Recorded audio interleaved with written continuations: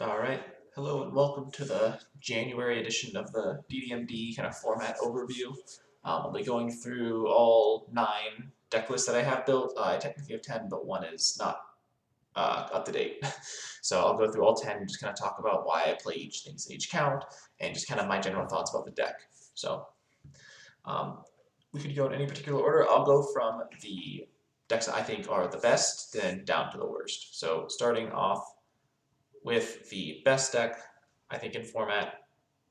Actually, no. I'll do the opposite. I'll go from what I think is probably the worst deck to the best. So I did some rankings yesterday based on what decks I thought had good matchups against others. And so first up is Shocklock at the bottom, which I think really only has one solid matchup. I'll talk about why, but effectively I think it's just a deck that can be played around pretty easily. But if you know Expanded, you should be fairly familiar with this deck. So I'll just kind of talk about why I play what I play. 3 Pikachu, 2 Raichu tends to be the standard count. The Raichu, when you evolve your Pikachu, you can leave your opponent's active for 1 paralyzed. So the idea is to basically evolve into a Raichu every single turn. So, and the Pikachu just has an attack for 1 colorless that on a coin flip causes paralysis. Doesn't really matter too much. But in order to do that, to prevent your opponent from, say, Guzmaing out of it every single turn, you play a 4/2/3 line of Stoutland from Boundaries Crossed. The Stoutland, when it's your active Pokemon, your opponent can't play any supporter cards. So basically, you have this guy in the active, and then you evolve your Raichu every single turn. He prevents your opponent from Guzmaing out of it. So if they don't have a different out, they just kind of mill out. That's the idea. And then some other stuff in the deck, I play a Ditto Prism Star because you play 2 different decks. It just makes sense to play it. Play Lapras to search supporters. When you play from your hand, you can search for a supporter card. And then lastly, the kind of a cool little concept that I've been playing with is Mr. Mime plus Crobat G. So what Crobat G does, it's not like a Galarian Exeggcute in your current standard, where when you put it from your hand onto your bench, you just put a damage count on one of your opponent's Pokemon. And the reason that that's relevant in a deck like this, which doesn't aim to take knockouts, is because you have this Mr. Mime right here, where if it's on the bench, your opponent's Pokemon that have any damage counters on them, and any cards attached to those cards can be put into your opponent's hand. So basically, a common way to get around the Shock Block, which prevents Guzma, is using an item card like Scoop Up Net, which you'll see some decks play, including this one.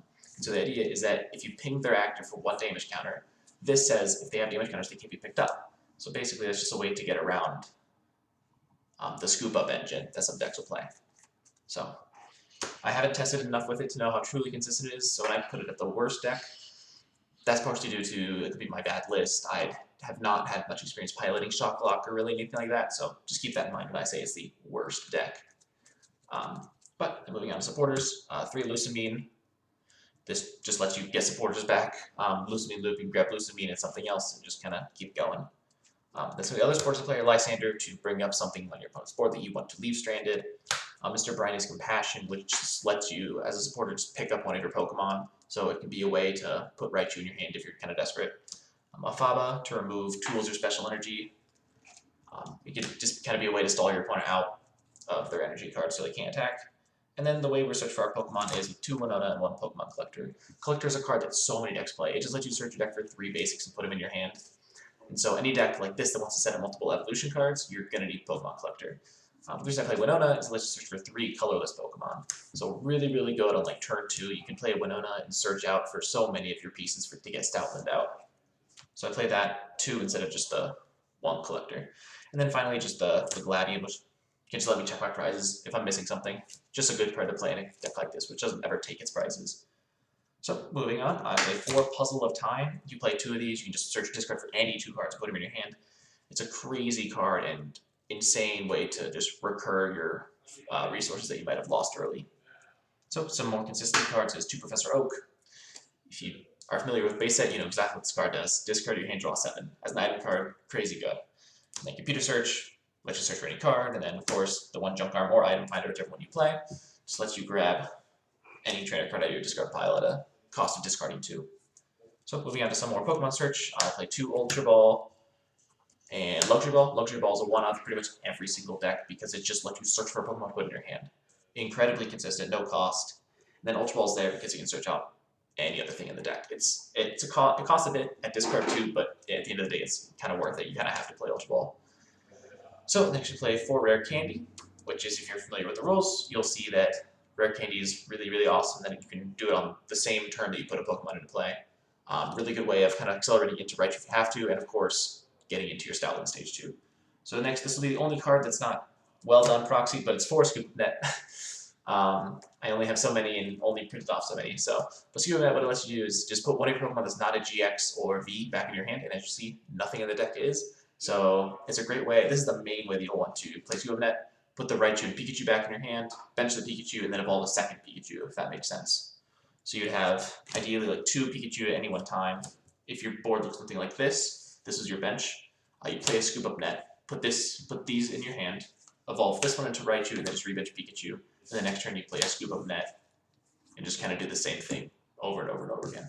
So that'll be the main way you're going to be evolving into Raichu every single turn. And Scoop Up Net is just a great way of doing that.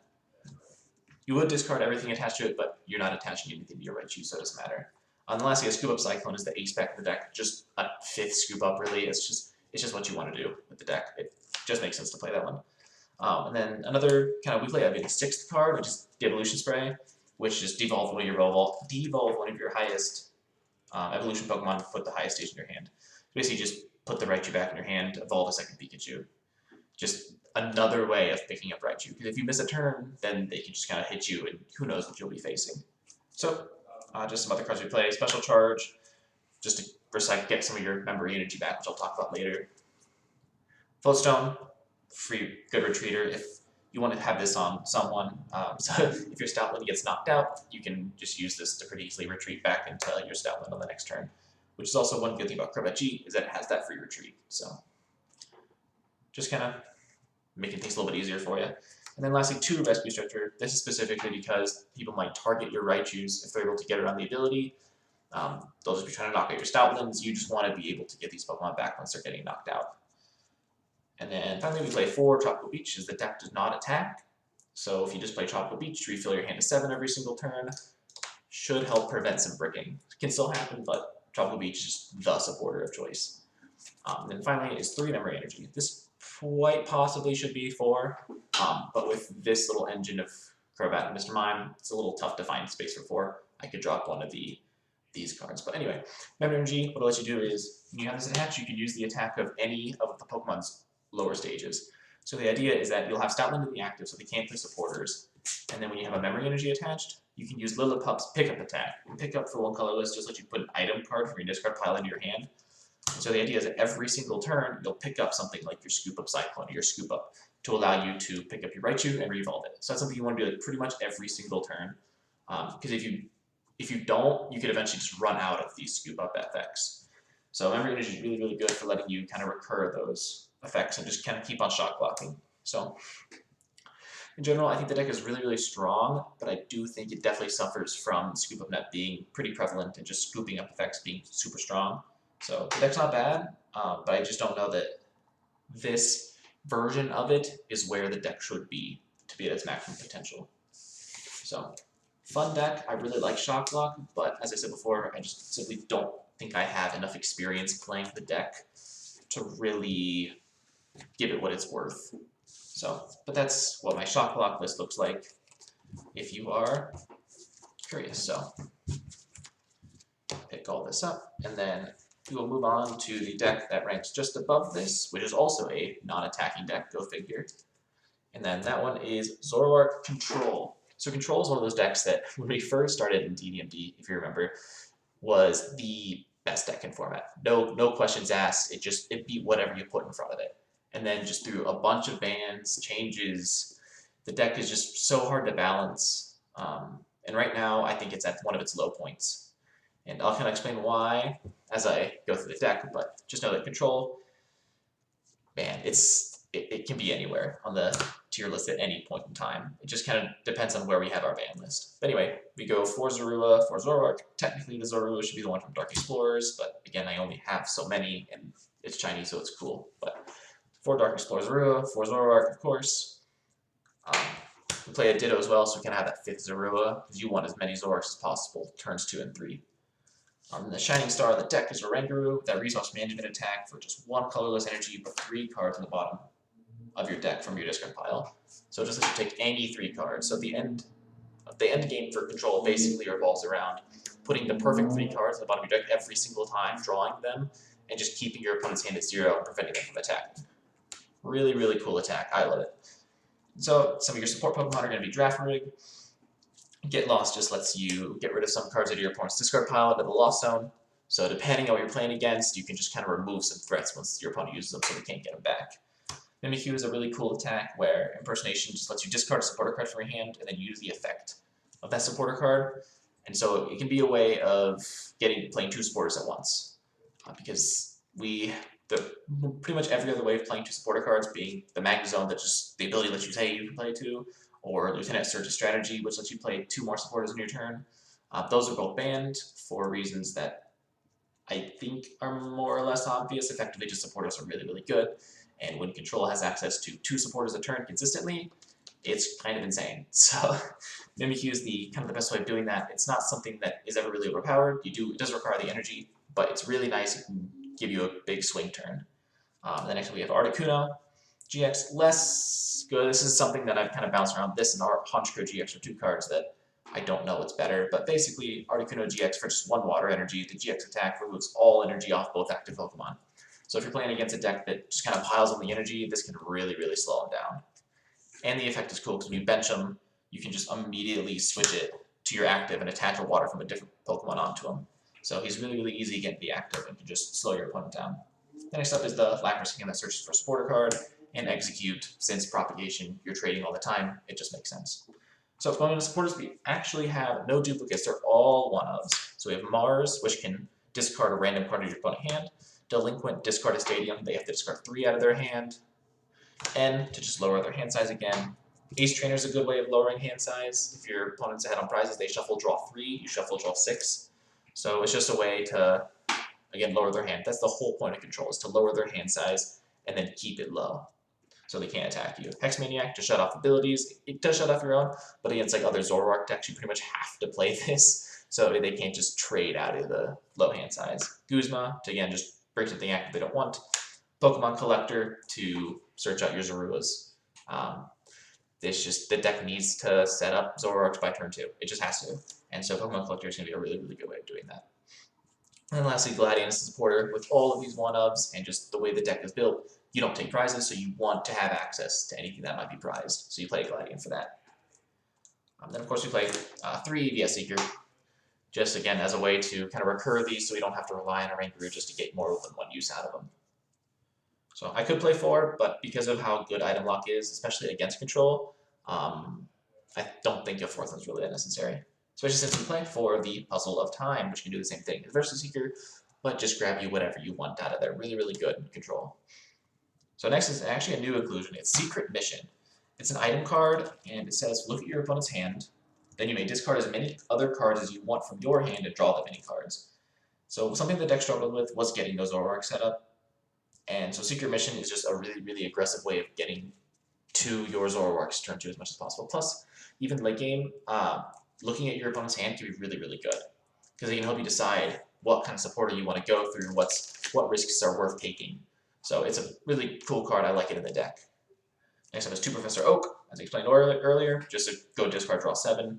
Really aggressive, can let you see cards and supporters that you can play. And then the kind of classic 1 Computer Search, 1 Item Finder. Nothing too special to talk about there. So Pokemon Search is 3 Ultra Ball and 1 Luxury Ball, kind of the same reason as anything you've got to get set up. So the next is 4 Energy Removal. This card is obviously really good. This is kind of one of the tricky parts about Control, is that right now, almost every single deck can attack for 1 energy attachment. And so when things are attacking for just a single energy attachment, energy removal doesn't stop them from attacking, it just kind of stops them from attacking twice with the same energy. So good, necessary, you have to play it. But that's one of the reasons that Control is kind of struggling right now, is because everything can just attack for 1 energy. So even if you remove their energy, they just need 1 card of their deck to keep attacking. And it's definitely tough for it. Trick Shuffle is kind of the way that once you have your opponent's hand lowered, you can keep it there. So you can look at the top card of your opponent's deck, either put it back or discard it. So if you reveal the top card and it's a draw card, you are going to want to discard it, or if it's a dead card they can't use, leave it on top for them. So that's the idea of Trick Shovel. Next we have Goop Gas Attack, kind of like Hex Maniac, but for Pokemon powers. Super critical, stops things like Claydol, which is an insane draw Pokemon. So just kind of a control-y card that you have to play. Windstorm is the exact same thing as Field Blower, if you're familiar with that. Just get rid of a supporter, or not supporter, a stadium or a tool card attached. Just one of those utility cards that you're going to want kind of at all times, especially with something like Holland Circle, which is a stadium card that you'll see when we get to Wailord Stall. But basically, Holland Circle stops your opponent from attacking, and this is a way to get rid of that stadium so you can keep using your resource manager. Oh, and then Pokemon Retriever is the exact same thing as Rescue Stretcher. If you know what that is, just put a Pokemon back in your hand. I hope that's pretty important. Scoop Up Cyclone is really good to heal if you get hit, and also just kind of remove things off your board if you need more bench space. Just good A-spec. Next up, 2 Cessation Crystal. This card's really, really cool. If you have it attached to your active Pokemon, your opponent can't use any Pokemon powers or Pokebodies. So that's just a really, really good way of kind of, again, closing down those Pokepowers that are problematic. It's just a good tool, and there's a lot of decks that are punished from this, such as Xerneas and Beheeyem, and it's just kind of worth it to play against those decks. Otherwise, you just basically lose to them every time. But next up is just 2 Floatstone. Free Retreat, Pivoting's good. Silent Lab to get rid of basic Pokemon abilities. It's a stadium in this deck is kind of necessary. Which one is the best? I don't know. Wonders Labyrinth is a Prism Star stadium that should probably be played because it increases the attack cost by 1. But it's hard because that would also increase your resource management. Attack to 2 colorless, which is really, really awkward. But the stadium is really hard in this deck to decide. Right now I have a Silent Lab, but if there's a different, better option, I'll happily try it. And last up is the energy, which is 1 Recycle Energy, 2 Water Energy. The Water Energy is for the Articuno GX attack. And then Recycle Energy, just anytime we get this card to put back in hand, so it's just a great way of making sure you always have 1 energy on a Rangaroo. So that's control. It's such a volatile deck. Sometimes it's really, really good. Sometimes it's just not. Right now, I don't think it's super good. I think the format in general is pretty well equipped to deal with control, especially with its low attack costs that are really good. So, but depending on how Endless changes and how the meta changes in the future, control could very easily become a tier 1 deck. So right now, I would say it's not, but it has been in the past, and I'm sure someday it will be again. So moving on to the 7th deck going up is one of my favorite decks to play in this format, which is Beheeyem New Prime. So this card is super awesome. New Prime just lets you use the attacks of any of your Pokemon in the Lost Zone. You still need the energy, but you put something in the Lost Zone, New Prime can use this attack, which is really awesome because you can put something like an evolution Pokemon, such as Beheeyem, into the Lost Zone. And so Beheeyem, for 3 colorless energy, does 90 damage and item blocks your opponent. And so that's kind of huge, because 90 damage is a very significant chunk, especially while you're also item locking. So it really, really puts your opponent on a clock. It's also important to note that using Mysterious Noise does shuffle the Pokemon or all cards attached to your deck. So after you use the attack with Mew, it'll get shuffled back into your deck, meaning that we have to find a way to be doing that every single turn to keep drawing into our Mew and our double colorless energy. Well, that is where our Claydol line comes in. Claydol, I mentioned earlier, insane draw card. We play 2 Baltoy, 1 Ditto Prism Star. I'll explain why the Ditto Prism Star later. But basically, you want a 3/3 line of this because Claydol is your best friend in this deck. What it lets you do is that once during your turn, before you attack, obviously, you can choose up to 1 or 2 cards in your hand, put them on the bottom of your deck, and draw till 6. So if you remember Octillery from Breakthrough back in expanded format now, that card just lets you draw till 5. This card lets you thin your hand and then draw till 6. So this card is just really, really, really good draw. So the reason you got to play so many is that one of the best strategies against Beheeyem is going to be knocking out these Claydols. So you want to have a thick enough line that you can just kind of keep evolving into them and keep drawing into your Beheeyems. So really, really good draw card. Gets targeted a lot, that's why you got to play a thick line of it. So the next up we play our wall, which is our Mr. Mime. So we play Mr. Mime because when you get shuffled back in after you use Mysterious Noise, you have to promote something. And so Mr. Mime is one of the perfect candidates for something like that, because when it's active, or just any time really, whenever an attack does 30 or more damage to Mr. Mime, just ignore it. So if they're doing 30 damage, you can just ignore it. If they're doing 200 damage, you ignore it. They can't do anything to it. It's really, really good. And so when you have like a Floatstone on this, you just keep promoting this every single time. So not only does your opponent have to play without items, but they also have to figure out a way to deal with this without items. And because one of the best ways of stopping Pokemon power is that Goop Gas attack that Zora Control played, which shuts off all Pokemon powers, they can't play that while item locked. So they can't even play the best counter card for Mr. Mime while they're item locked, which makes Mr. Mime just the perfect candidate for a stall like this. Worth noting that he can have damage counters dropped on him, so something like Decidueye's Feather Arrow can still put 20 damage on him. Trevenant Break's Silent Fear attack can still put 30 damage on it because it's putting damage counters, not doing damage. So it definitely has its weaknesses, but in general, this Mr. Mime is just so good. Next up, this is the reason we play the Ditto Bristle Dart, is actually one Aerodactyl. And the reason we play that is because this deck can struggle against Zoroark. Zoroark draws so much that item lock doesn't hurt it so much. And so Aerodactyl is just a way that you can slow your opponent down. Because you don't play any evolutions other than your Claydolls, so at some point, if you're able to just drop this Aerodactyl down, you can really put a wrench in your opponent's plan. I haven't tested it as much as I want to, so this card could end up being kind of bad and get dropped. It's worth noting that it can stop you from evolving into Claydol, so it's not you're not probably dropping this thing on turn 2. So it might end up just kind of not being useful if I want to play it, like, say, turn 6. But it's really, really cool, and if I do drop it, I just change it to another Baltoy and then have an extra spot to play with. But I do really like it. It's really good against Shot Clock, too, because they want to keep evolving every single turn and they don't take knockouts. So that's probably the strongest part about Aerodactyl right now, is dealing with Shot Clock. And then lastly, just 2 of the Uxie. Really, really good draw Pokemon. When you play it during hand advantage, drop to 7. So crazy, crazy card advantage. You gotta play it.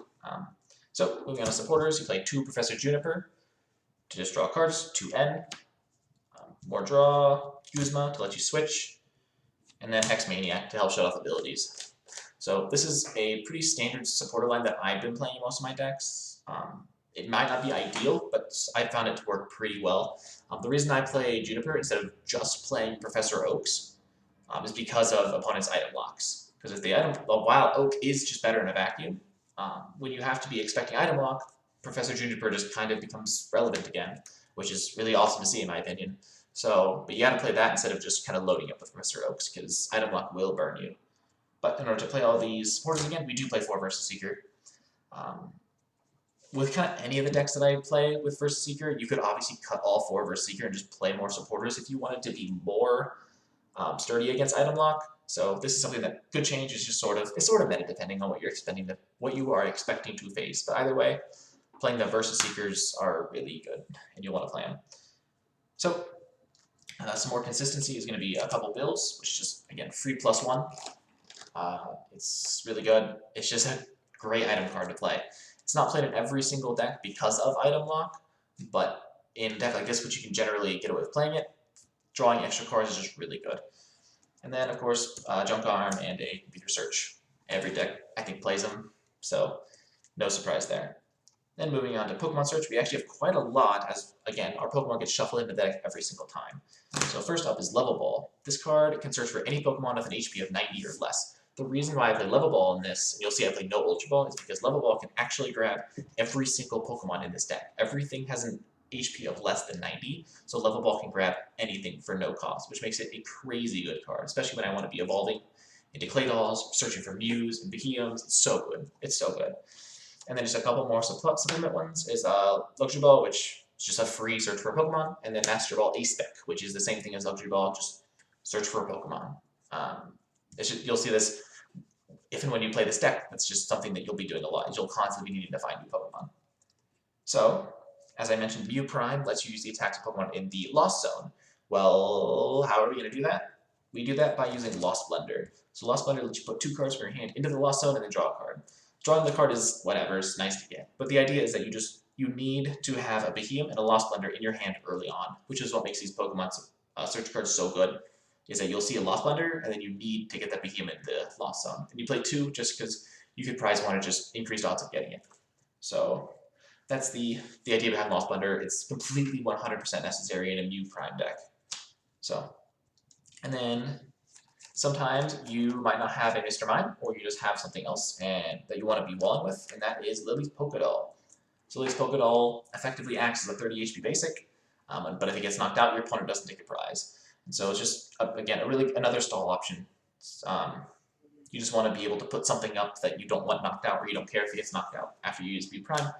Lily's Pokédoll is just a great candidate for that as well. Next up is 3 Scoop Up Nets. So these are really good for not only picking up your Uxies to get them again, but also to pick up something like a Claydol if it gets damaged a bit by something like Trevenant. and it's just a good card, really, in general. You can even pick up your Aerodactyl to use Claydol again, so it makes Aerodactyl's downside of preventing you from evolving a little bit less of an issue, but in a deck like this, Scuba has so many different utility uses that it's worth playing.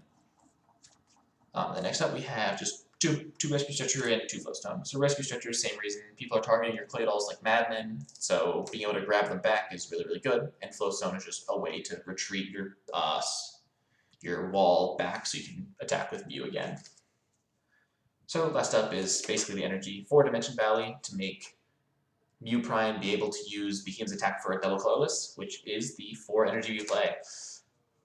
So you could play some more energy if you wanted to, but I think 4 double colors is pretty much all you need, because the later the game goes on, the less cards you'll have in your deck, and the more prevalent you'll see these. So it can be a little awkward in the first couple turns to get an attack off, but generally with all the draw lists in the deck, it's not too bad. But Dimension Valley is necessary to attack. So not only do you need the double colors, you do need the Dimension Valley. So just kind of be aware of that. Don't toss these away willy-nilly. If your opponent replaces it, you might not get attacked because of it. So Behemoth's good, but it does require a few moving pieces. You need to have your Claydols to be able to draw. You do need this stadium play, and you need to find the energy. So it's definitely not invincible, but if a deck's not prepared for something like this, you will just kind of run them through. It's really, really fun to play this deck. It's, like I said, it's one of my favorites, if not my favorite deck to play right now, even if it's not as good as some of the other decks that you'll see coming up.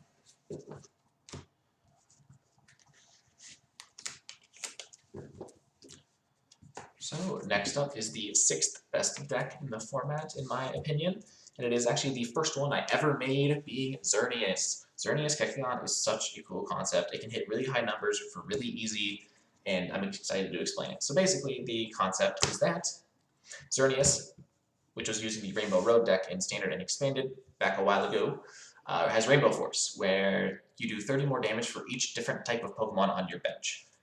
And so you'll see the only Pokemon you play in this deck are the Kecleon and Uxie.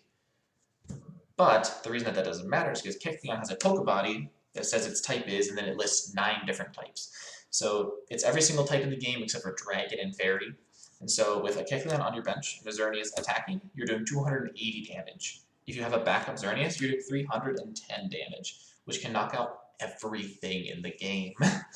It makes it a crazy deadly combo, and this deck is pretty much the golden standard when it comes to fast, quick attacks for knockout. So this is the first deck I made for DDMD, and it will always have a special place in my heart, even if it has some fairly exploitable weaknesses. But moving on, and as the supporters, we have 3 Juniper, 2 N, 3 Guzma, and then 3 Mina. So it's a bit thicker of a line, mostly due to the fact that this deck is really punished by item lock. It has a tough time beating any kind of item lock deck. So because of that, we play a thicker line of the supporters that we want, and you'll see no Versus Seeker to be found. This is one of those decks that doesn't play any. It would in a world where no item lock, but because of item lock, you pretty much have to play a thicker line of supporters. And so Juniper and Guzma are pretty standard cards you should know by now. Guzma to Gust, everything else to draw. Mina is the exciting one, where Mina lets you search your deck for a fairy energy and attach 20 for Pokemon. And so if you were to, because it's worth noting, Xerneas attacks for fairy double colorless, so if you attach a double colorless energy from your hand, you can then play on Mina to get that fairy energy on there and pay for the attack cost. So that'll be one of the biggest things to watch out for Xerneas, is to make sure you actually have a way of attacking. Because your Xerneas will be knocked out pretty quickly, so you'll want to be able to stream attacks. Mina just helps you do that. So next up is Professor Oak. Computer Search, Junk Arm, pretty standard line that I'm running a lot of decks. I pretty much play Professor Oak and everything because of how good of a card it is, but I don't want to play too many of them because of the aforementioned item lock issue. But we do still play 3 Bill, as it's just a crazy, crazy draw card. A +1 is just absolutely insane. An aggressive deck like this, it's worth playing, because if you're playing against something that isn't item lock, this deck can just steamroll your opponent if they're not prepared. So Pokemon Search is Quick Ball. Discard a card from your hand to search for a basic Pokemon. Everything in the deck is a basic, so it's just kind of like a better Ultra Ball. I would love to play Level Ball, but unfortunately Xerneas' HP is just a bit too high for that. So Quick Ball is just a great alternative. So Luxury Ball, which you've seen, search for any Pokemon, and Master Ball Ace deck, search for any Pokemon. You don't need to search for Pokemon that super desperately in this deck, but having the ability to search for a Uxie to just draw cards like a madman is really good, and you need a Kecleon on the bench to do any real damage, so you'll definitely be thankful you have for Pokemon Search. So next up is the Scuba Net. This card's really good because it lets you just kind of put whoever you want active at any time, and of course you can pick up the Uxies to just keep drawing cards. So this kind of block of cards right here is the main reason this deck is so weak to item lock, is that a lot of the draw in this deck is kind of reliant on items. So if you get item locked and you don't have a supporter to back it up, you can be in a really tough spot really fast. But since we're so much talking about items, let's show some more of the deck. So 4 Max Elixir is a really good card for tempo. It just lets you search look at the top 6 cards of your deck. You can find a basic energy attached to a benched basic Pokemon. So you'll be looking for your fairy energy to attach to a benched Xerneas so you can retreat and attack. It's just one of the ways to get Xerneas powered up. You only play 8 fairy energy in the deck, so Max Elixir is far from a guaranteed hit. But because of how much value it does provide, hitting only 2 a game, say you only hit 2 of them out of your 4, that's still worth it in my opinion. So next we play Double Gust as an item form of Gust, just to get more aggressive. You basically, if you have any benched Pokemon, your opponent chooses one of them and switches it with your active Pokemon. So not only do you get to pick one of your opponent's benched Pokemon to switch, they get to pick one of yours, which could be bad, but with the Scoop Up Net, if they put up something like a Xerneas or a Kecleon or a Uxie, you just simply scoop it up and then put up your Xerneas and start swinging. So Double Gust has a downside in that you don't get to choose what becomes active on your side, but you have so many ways of just kind of fixing that you don't really care that they get to pick. It won't matter at the end of the day. So we do play some tools. 2 Wishful Baton is a really good way of keeping energy in play. So when the Pokemon this card is attached to is knocked out, you get to move 3 basic energy cards from this Pokemon to one of your bench Pokemon. So even if you, say, miss a Max Elixir the turn before, and you only have Xerneas, this can put that fairy energy back on that Xerneas, so you can promote it, attach Double Colorless, and keep on swinging. So Wishful Baton is really good for keeping energy in play. And then the last 2 item cards in the deck are Energy Recycle System and Pokemon Retriever. Retriever, as I mentioned, same thing as Rescue Stretcher. It's just something that it's just good to play. And then Energy Recycle System can get you a fairy energy back into your hand, if that's the best way of getting it, or you can shuffle fairy energy back in, so your Max Elixirs have a higher chance of hitting the energy right there. So, good cards to play. I wouldn't play any more than 1 though. They're not critical to the deck strategy, just nice to have. And then last up, this energy being 8 fairy energy, and then 4 double colorless with 1 twin energy. So effectively 5 double colorless energy, and then 8 fairy energy. It's a pretty good count. I think what the energy count has been since the deck's creation, and I have never found it necessary to play any more or less. Twin energy is a good conclusion though. For those of you that don't know, it's the same thing as double colorless energy, but you can't attach it to a V or GX. Well, you can, but it's only with 1 colorless energy, so effectively it's a double colorless energy for Pokemon that aren't Pokemon V or GXs. So, of course, Xerneas is neither one, so it just acts as a 5th copy of double colorless energy, so that way you can just keep on attacking, because you have no way of recovering these, so if you have to, say, have 1 discarded at some point early in the game, the twin energy just makes that hurt less and lets you be able to keep attacking. So Xerneas is really good against anything that kind of doesn't do spread or item lock. Is kind of the general gist of Xerneas. It's a far cry from the best deck in format, but if you aren't if you're creating a deck and not accounting for the meta, this deck can definitely trip you up. And it's also capable of beating the Zoroark decks, which are some of the best decks in this entire format. And Xerneas is able to do it so effectively because of how easily you can just kind of knock out Zoroark after Zoroark after Zoroark to win the game. So Xerneas is a deck you should never sleep on, but it isn't able to beat everything in format. As I said, it struggles super hard against item lock. But as of now, I have not really figured out a way to fix that. You could play something like Hex Maniac to get rid of the abilities on item lock Pokemon, or Goop Gas Attack, or not Goop Gas, Pokemon Ranger to help you against Beheeyem, so you item lock. But the problem is that with these supporters being used to get rid of the item lock, you probably don't have the cards to then keep drawing. it's hard for the deck. Playing supporters to get rid of the item lock effect is good, but it's hard to just kind of do it multiple times and keep your tempo instead of just getting overrun, which is generally what happens in Xerneas against item lock decks. So, moving on, we are going on to the top 5. I'll take a drink of water quick, though. Sorry about that little break. Alright. So, the 5th deck, I would say, the first deck starting in the top 5 is going to be Trevenant Break. And this is the second best item lock deck in DDMD. And its build is pretty straightforward. If you've seen Trevenant be played or you've played Trevenant before, there shouldn't be too many surprises in this deck. You, of course, play 4 of the Ascension Phantom, great way of getting into Trevenant really fast. Trevenant, of course, if it's active, your opponent can't play any item cards from their hand. So that's the idea of the deck, is you want a Trevenant in the active spot pretty much at all times, so your opponent can't play their items. And then 3 of the Trevenant Break, which has that crazy Silent Fear attack, which for a Psychic and a Colorless Energy just lets you put 3 damage counters on all of your opponent's Pokemon. And so while it might not sound like it does a lot, the fact that you're item locking, which slows them down, and just constantly spreading damage, it really, really adds up fast, trust me. This deck is really, really good. Then you play a Ditto just as a 5th Phantom. It's not as good as playing another Phantom, but of course, with only the 4 cards allowed, Ditto Prism is just more consistency. So the only other Pokemon in this deck are going to be the Espeon EX, Tapu Lele, and Tapu Lele GX. So Tapu Lele GX is just like the Lapras that lets you search for support. However, this one is able to be searched by Mysterious Treasure, which you play in the deck, which can search for Psychic or Dragon Pokemon. And so while Lapras would be the better Pokemon to play, theoretically, Mysterious Treasure is able to search out Tapu Lele, whereas it can't search out the Lapras. And then this Tapu Lele, for a Psychic Colorless, it lets you just kind of pick up all of your opponent's damage counters and just redistribute them however you want. So if you have 30 on everything, say they have 6 Pokemon to play, 30 on everything, you basically get all 18 of those damage counters and you can put them however you want. So it's a really good way of just fixing math, taking knockouts, just adding insane amounts of pressure to your opponent. Really, really good card. And then your best win condition is this Espeon EX, which for just 1 colorless energy, Miraculous Shine, devolves all of your opponent's Pokemon. So the highest stage of everything they have in the field gets put back in their hand.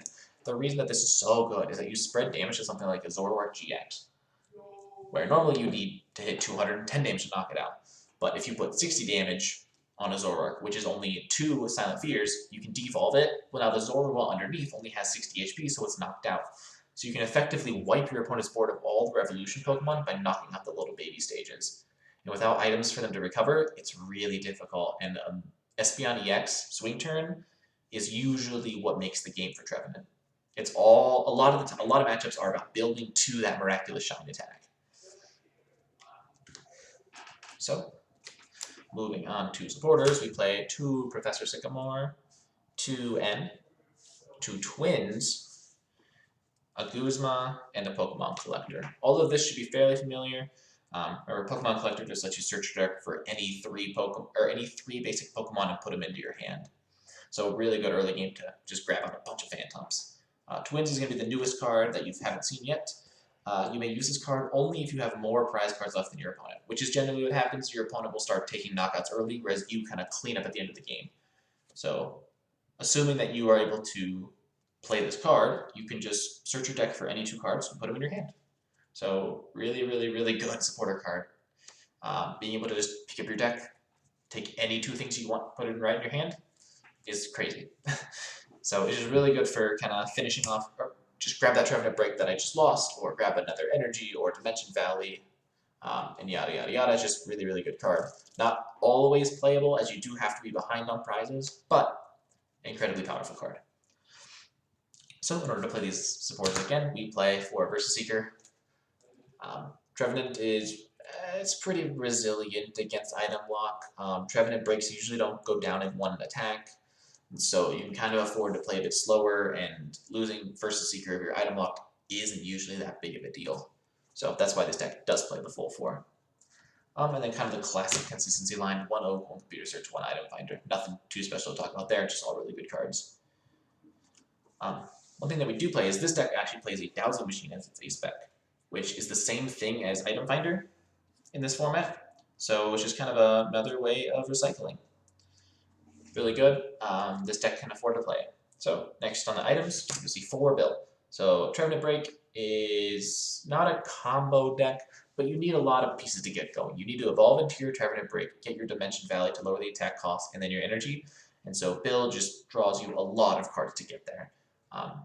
Since the deck doesn't play any Uxie or any kind of Pokemon draw, you do kind of lean on these builds quite a bit, especially in the early turns. And so for Pokemon Search, we have 3 Mysterious Treasure and 1 Luxury Ball. Luxury Ball you've seen, but if you don't know what Mysterious Treasure does, you just discard 1 card out of your hand, search your deck for a Psychic or Dragon Pokemon. In this case, you're searching for your Psychic Pokemon. It can search everything in the deck except for the Ditto Prism Star, but that's not a big deal. So it just lets you search for either your basic Phantom, your Trevenant, or your Trevenant Break, or even one of your auxiliary Pokemon. So really, really good Pokemon Search card in the deck. Definitely got to play a bunch of them. So next up is one of the cards that really helps you stream Trevenants is the Rescue Scarf. And so it's a tool card that when the Pokemon that it's attached to is knocked out by damage, you just take the Pokemon line, put it back in your hand, which includes the Phantom, the Trevenant Break. All 3 of those Pokemon just go right back into your hand. And so it's a really nice way of keeping your Pokemon in play. Because if without these, you'll be constantly pressured to find another Trevenant Break, another Trevenant. But this just solves that problem right away. So really, really good card. I should play a couple of Switch. This is because the deck doesn't play any Floatstone as it plays Rescue Scarf, so Switch is just a good way of kind of switching out of the active if you need to pivot into something for whatever reason. Also good against Shocklock, as they have no way of kind of stopping you from switching. So really valuable card in that matchup. Just in general, mobility is always good in a Pokemon trading card game. So I should play 2 of the Pokemon Retrievers, which is the same thing as Rescue Stretcher, as I mentioned earlier. We play 2 even in addition to the Rescue Scarf, mostly because you don't always get these early on. So if you, say, Ascension into a Trevenant to item lock your opponent on turn 1, which you usually do, assuming you're going second, of course, you've used Ascension to go into this Trevenant. Since you probably don't have a Rescue Scarf on it, it's not uncommon at all for this thing to just kind of immediately get knocked out. And so a Pokemon Retriever just lets you take, say, this Trevenant back, evolve a new one, and just keep that item lock pressure going. So there's a lot of Pokemon recovery in this deck, but it's all pretty necessary. So, and then lastly, we're going to go on to the Stadium's Energy. So Dimension Valley is our stadium of choice. Same reason you saw on the Behemoth deck, it just lowers that attack cost. It makes that Silent Fear, which spreads 30, a single energy attack if you have Dimension Valley in play, which is crazy and just makes it so much easier to add that pressure onto your opponent. And even Trevenant has an attack that's useful, which for Psychic, Colorless, so if you have Dimension Valley, it's a 2 energy attack cost. You do 60 damage, and then 20 damage to 2 of your opponent's bench Pokemon.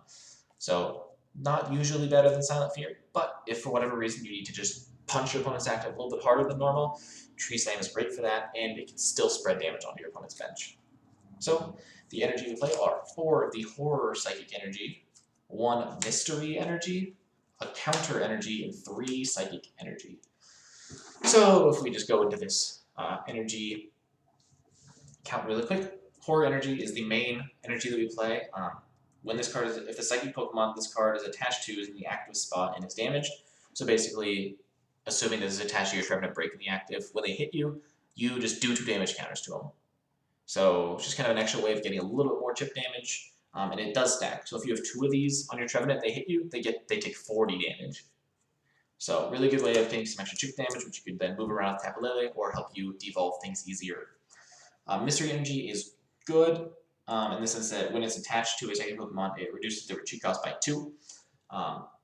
Trevenant does have a retreat cost of 3, so this does not give it free retreat. That's really important to note. But if you're stuck in the active and you need to retreat into your Trevenant Break, say for whatever reason you have a Trevenant but no Trevenant Break, or sorry, you have a Trevenant in the active spot, but you have a Trevenant Break on your bench. If you attach Mystery Energy, you can retreat by discarding the Mystery Energy and then go back into your attacker. It's not ideal. It would be great if Trevenant had a retreat cost of 2, but I think its utility is worth playing at least one of. Excuse me. Moving on, we play 1 Counter Energy. If you're behind on prizes, it effectively becomes a double Rainbow Energy. So it can power up your Tree Slam in one attachment. And if you don't have Dimension Valley, this can actually be used to still use Silent Fear for one attachment. It's not consistent enough to play multiples, as if you're not behind on prizes, it just counts as one colorless energy, which just isn't very good. But the times that it is useful, it will be extremely useful. And then lastly, just 3 Psychic Energy.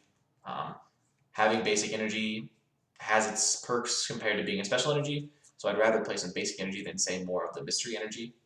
Some Pokemon, for example, can't be attacked by Pokemon with Special Energy attached, so having some Basic Energy is just good, and I think better than playing more Mystery Energy, for example. So, Trevenant Break is really, really good.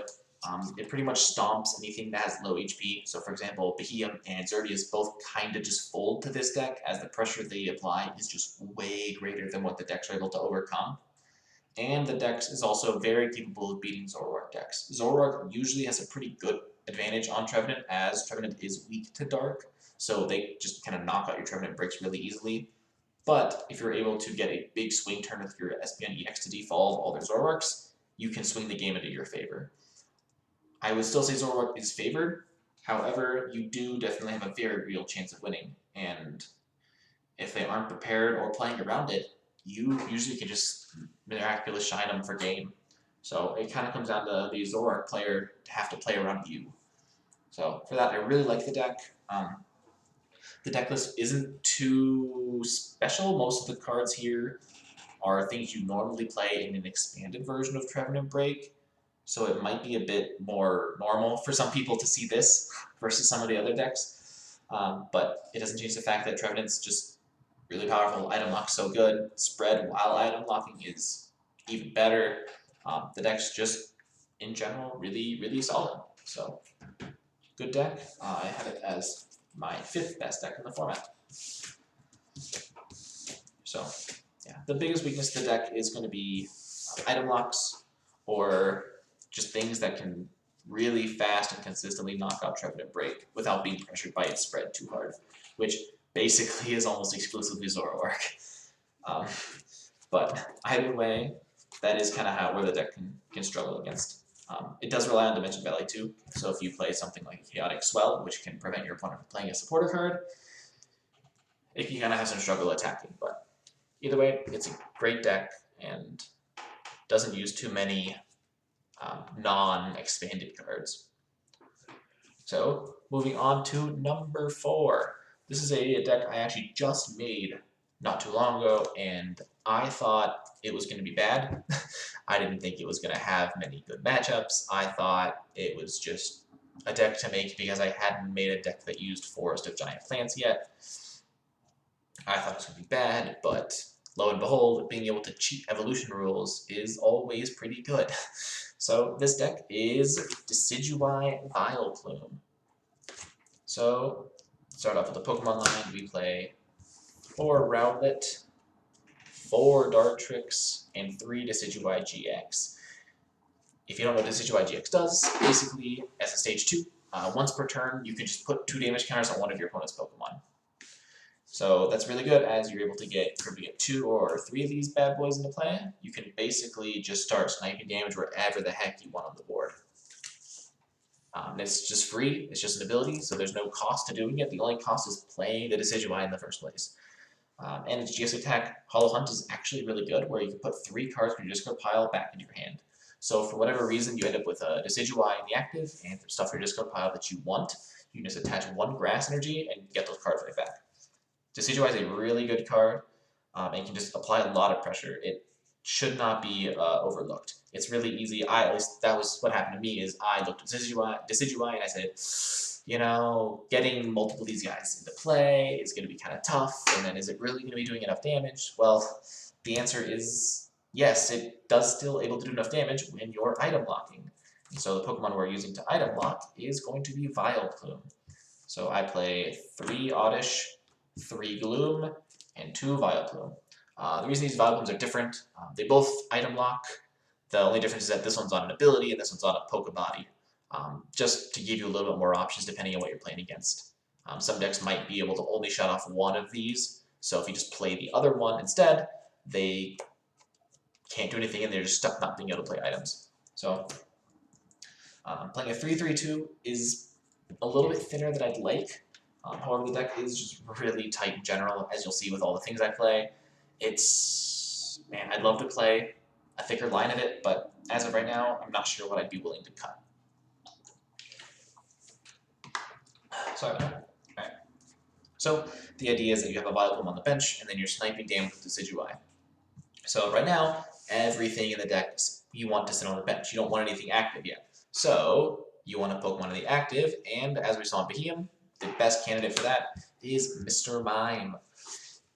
For the same reason that we saw in Behemoth, it can't be hit by anything that does 30 or more damage. So if you're able to just keep Mr. Mime active, they are not able to really attack you back, and you'll just be sitting there item blocking them and pinging off their bench. So, however, Mr. Mime is going to be stuck in the active the entire time. It's not like Behemoth where I'm kind of retreating it, putting it back, retreating it, putting it back.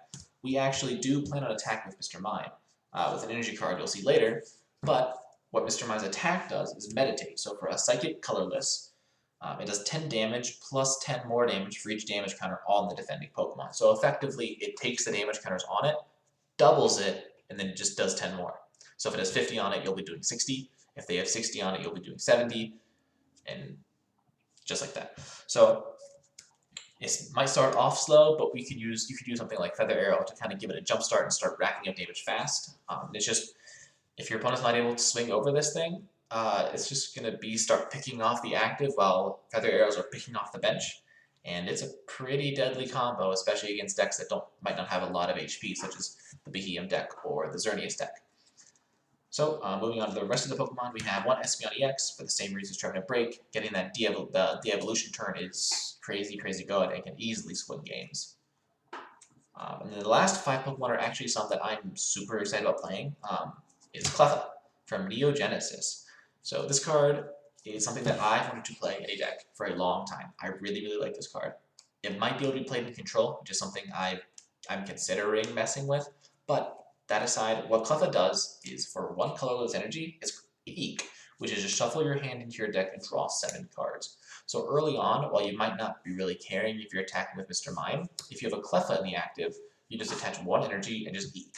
So just shuffle your hand in your deck, draw 7 more, and just kind of keep building your board. So you can keep getting more Decidueyes, a backup Vileplume, etc. And because it's one of these baby Pokemon, it has a baby rule, which is that if it's the active Pokemon and your opponent tries to attack, they flip a coin. If tails, their attack just is done and their turn's over. So that's not like, it's not if they try to damage or anything like that. It's just if your opponent announces an attack, they have to flip a coin to see if they can still do it. If tails, their turn is over. They don't get to do anything else. If heads, they get to do it as normal. But the point being is that the Cleffa is not always just a kind of free prize for your opponent, because they do have to flip a coin to hit it. And also important to note that Cleffa actually does have free retreat. So once you've successfully eked enough times, you just retreat into your Mr. Mime and you start meditating and start taking knockouts. So Cleffa is just a really cool consistency card. This is the best starter that you want in the deck. So the other Pokemon you play is actually Aerodactyl. As crazy as it sounds, Aerodactyl is potentially really, really, really good in this deck. And we play 2 of the Mysterious Fossil. But that's just there so we can evolve into it. But Aerodactyl is really cool because, as mentioned before, it just prevents all evolution cards from being played. So after you've set up your board of Decidueyes, what you can do is you go into your Espeon, even early game, even if you're not like taking knockouts with this, if you go into Espeon after you've evolved into Aerodactyl, you Miraculous Shine, devolve their stuff, and now you can keep picking them off with your Decidueye, but they can't revolve. So even if you're not knocking them out, Miraculous Shine still becomes good because you prevent them from revolving. So Aerodactyl is going to be a great way of kind of controlling the pace of the game. It only has 60 HP, so you can respond to it fairly easily. It's not meant to be sitting here the entire game, never to be touched. You kind of expect it to be knocked out eventually, but if they're having to gust up and knock out your Aerodactyl so they can evolve, that means they're not hitting your Vileplume, that means they're not hitting your Decidueyes. It's just, it's a great tempo card, and I really like it in this deck. Especially against some of the aggressive evolving decks like Trevenant, like Zoroark. It's just really, really good against them and can even like against Behemoth, prevent them from evolving into their Clay Dolls. I mean, it's just, it has so much utility in Aerodactyl, and an early Espeon EX can just really mess up your opponent if they're not prepared for it. So going into supporters, this will be the thickest supporter line you've seen thus far in these decks, being 4 Professor Sycamore, 4 N, 2 Guzma, and 3 Steven's Resolve. So Oak, or sorry, not Oak, Professor Sycamore and N, you've seen before, they're just your draw cards. N's good for resetting their hand to a lower hand size. Guzma to Gust. It's not super important to Gust, but it can also just switch your Pokemon out if they bring up a Vileplume active, for example. But the new card that you might not have seen yet is Steven's Resolve. This is a really, really good card in stall decks. What it lets you do is you just search your deck for 3 cards, put them into your hand, and your turn is done. So early game, if you can play a Steven's Resolve, you can search for something like your Evolutions or your Forest of Giant Plants, or anything you want. Search for any 3 cards that you want. And so if your opponent doesn't have an end to respond, this is just an insane +2, except that +2 is anything you want out of your deck. And so what you even can do, if you know your opponent's not going to end you, use Steven's Resolve, and the 3 cards you grab can be a Steven's Resolve and use 2 other cards. And so that way you can then Steven's Resolve the next turn. Grab a Steven's Resolve and 2 more cards, and then play Steven's Resolve the turn after that. Grab 3 cards. Now, it is important that this supporter does end your turn when you get it, so you don't get to immediately play what you grab. So it is susceptible to end, and means you don't get to attack. So you're not going to be playing a Steven's Resolve and then eking, for example. But it's just a really good way of getting some early inconsistency, or at least force your opponent to have to play an N on their turn. And so being able to do, say, being able to Eek or Steven's Resolve, they're both crazy good power plays, and it's just early game consistency that you really want, because you need to set up your Pokemon. If you don't set up your Pokemon, you just lose. I mean, that's really all there is to it. You want to item lock as soon as possible, you want to be getting Feather Arrows down as soon as possible, and Steven's Resolve helps you do that. So, items, we play 1 computer search. You'll see there's no Oak and no item finder, and the reason for that is that Vileplume actually locks you and your opponent out of their items. So when you play your Vileplume, it's important to note that the second that Vileplume touches the ground, you get no more items either. And so that's kind of why you see these thicker supporter lines, is because these let us just keep drawing cards even after we're item locked. We still play items because they do help us get set up, but the items you'll see are mostly going to be better for getting set up rather than kind of recovering, if that makes sense. So I'll play some Pokemon Search, being 2 Ultra Ball and a Luxury Ball. Same reason you see before. If you see it early game, it just lets you search out for your Pokemon. Again, that's what you gotta do. You want to set up as soon as possible. And then we actually play 3 cards that let us recycle our Pokemon, being Revitalizer and Rescue Searcher. And so even though I just said that you don't use a lot of items to recover, these 3 are specifically for when a Vileplume gets knocked out. So if they target your Vileplume so they can play items the next turn, you can actually play your items now, since Vileplume's not on the field, and so you play Revitalizer, which lets you put 2 grass Pokemon from your discard pile into your hand. And so if you have a Revitalizer and an Oddish in your hand, you bench the Oddish, your Revitalizer for the Gloom and Vileplume, and then you just immediately go back into Vileplume, assuming you have 4 of the Giant Plants in play. It's really good and a great way to kind of deny your opponent their items, even after they knock out your Vileplume. So great card in the deck. These 3 are pretty much just meant to recover your Pokemon. And the reason I play a Rescue Searcher instead of, say, a 3rd Revitalizer is just in case you want to get back a Mr. Mime, in case your Espeon gets discarded, or Aerodactyl. It's just, I would love to play a 3rd Revitalizer, but Rescue Searcher, being able to grab something that's not a grass type, is legitimately useful. And so it's worth to play the 3rd here, the Rescue Searcher instead of the 3rd Revitalizer. So rounding off, the only other 2 items in the deck are Flowstones. This one's a bit more awkward to play, but being able to switch is really important.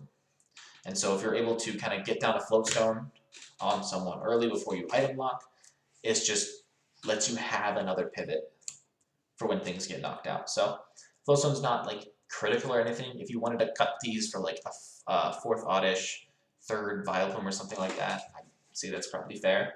But right now I'm using Flowstone, but they could be cut if you wanted to. So one of the stadiums is 4 Forest of Giant Plants. This is one of the best supported, or one of the best stadium cards in the game, just as each player's grass Pokemon can evolve during his or her first turn, or the turn that he or she plays those Pokemon. So basically it just lets you ignore your evolution rules. Aerodactyl unfortunately does not get to ignore those evolution rules, but that's its own thing. It's not a big deal. It's not critical to your strategy generally. But Force of Giant Plants just lets you smack down these evolutions super fast as long as you get them into your hand. Do remember that in our DDMD rules, we do have rules saying that you cannot play Force of Giant Plants on your first turn if you go first. That's just so that you can't set up an item lock before your opponent even gets to draw a card. So just keep that in mind. Otherwise, you just play Force of Giant Plants and evolve like crazy. Lastly, our 5 energy cards are going to be 2 Recycle Energy and 3 Blend Energy. So the Blend Energy is actually better than any kind of Rainbow Energy in this deck, specifically because it can be attached to a Grass or it can provide a Grass or Psychic Energy and has no drawbacks whatsoever when attached to any Pokemon. So for example, Rainbow Energy makes you take 10 damage, Aurora Energy makes you discard a card, Multi-Energy does not provide any kind of extra energy when you have 2 special energy attached. So for something like Mr. Mime, if this was the Multi-Energy, you could attach it and it would provide any kind of energy, but the second you attached a second special energy, they'd both become colorless, so you wouldn't be able to meditate as it requires a Psychic Energy. So that's why you can't use Multi-Energy, and then Prism Energy, which is just a Rainbow Energy for basic Pokemon with no drawbacks. You can't use Hollow Hunt with it.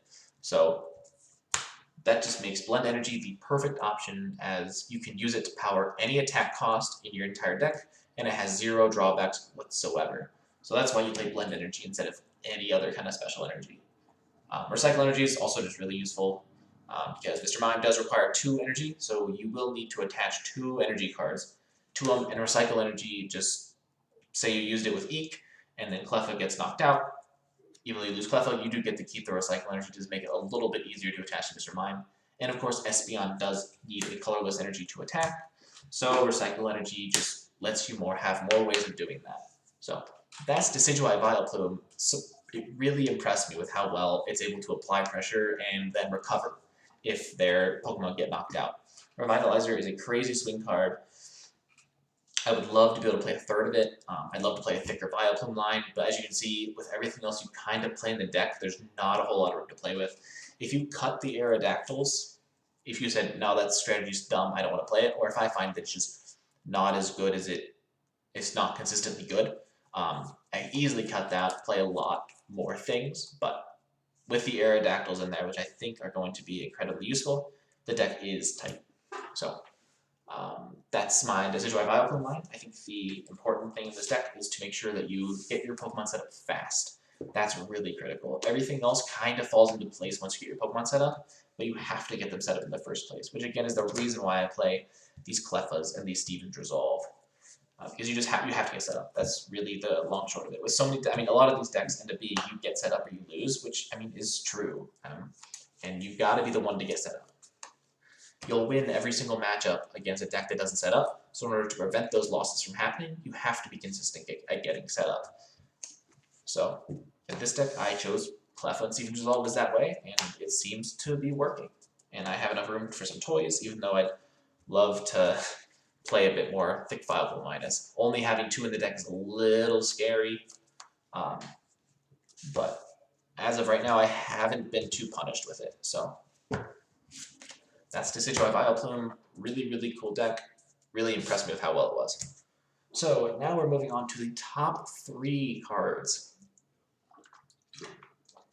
Whether you've been watching this video for the full hour that it's been on so far, or if you haven't, or if you segmented it, whatever. Either way, this is going to be the top 3 cards in the deck, top 3 decks in the format. The second and third decks, which I'm about to get to, are actually both Zoroark decks. So depending on, they're also very similar, so you could count them as sort of one deck, or just kind of ignore one for the tops of the others, which would make Decidueye Vileplume the third best deck. But either way, they're both Zoroark decks, and Zoroark has proven to be one of the most insane cards in the format.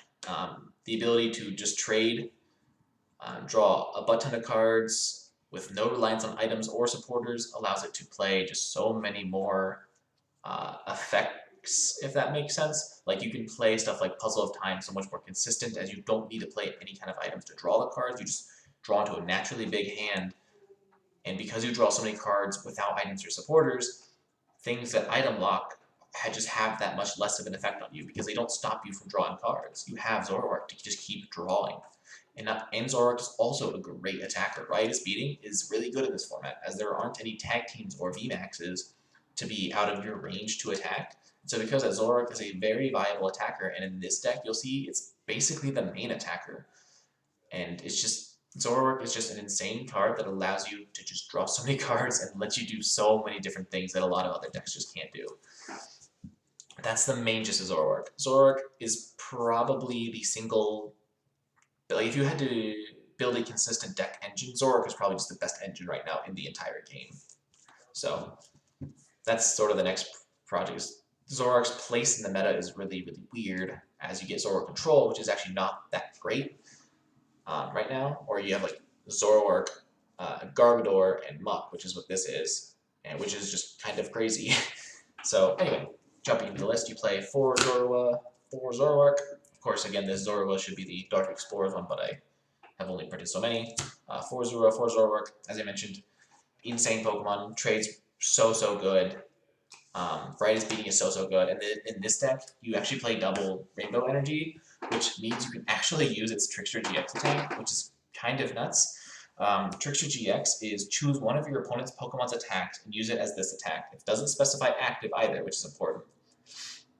And so you're able to just choose one of your opponent's Pokemon's attacks and just say, yeah, I'm going to use that attack.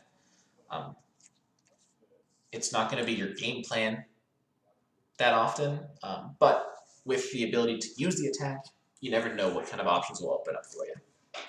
But anyway, moving into what this deck really is I call it Zoroark Denial. So basically, it uses a 2/2 Muck line and a 3/3 Garbodor line. So what Muck does, if you're not familiar, it has a Pokemon power Toxic Gas, where you ignore all Pokemon powers other than Toxic Gas. So it's like the olden Garbotoxin, except for you don't need a tool attached. You just, the second you evolve it, all Pokemon powers are done. So this is really, really good against anything that relies on Pokemon powers. Like Beheeyem's Claydol relies on it. You put this knockdown, they get nothing else. Xerneas' Kecleon is a Pokeball. It gets shut down by this. Or even Aerodactyl, which prevents evolutions. If you can get this down first, they can't Aerodactyl you. I mean, granted, they can still evolve into Aerodactyl and mysterious noise to make you devolve, put it back in your hand, so then you can't evolve again. So Aerodactyl still kind of does win the war between these two, but the point being is that it just shuts off so much. But because it doesn't shut off everything, because if you've noticed, Trevenant is an ability. So this doesn't even touch that deck. So if you're playing against Trevenant, you can put all Mucks and play you want, it doesn't matter. That's why you play the Garbodor, which has Garbotoxin, which if you have a tool attached, all abilities are turned off. And so with both of these, you can turn off all Pokemon powers and all abilities. So this can really swing the game in your favor. Even though Garbotoxin does shut off your trade, by the time you are really ready to swing and just kind of keep plowing through your opponent, you just attach a tool to Garbodor. They get no abilities, they get no Pokemon powers, they're just kind of sitting there helpless while you hit them after Riotous Beating, after Riotous Beating, after Riotous Beating. So no other deck in format can do what this deck can do, because nothing else can afford to play both of these lines.